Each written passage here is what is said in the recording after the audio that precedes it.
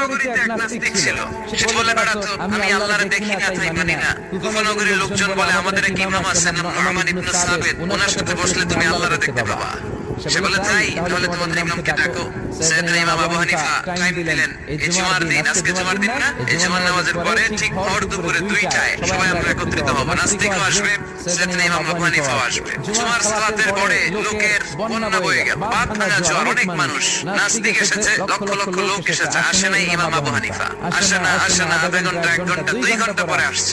নাস্তিক বলে, এই তোমাদের ইমাম, যার কোনো সময়ের জ্ঞানই নাই, এর সাথে কিসের তর্ক? সাইয়েদনা ইমাম আবু হানিফা বলে, ইনদি উযর, আমার উযর আছে। কি উযর?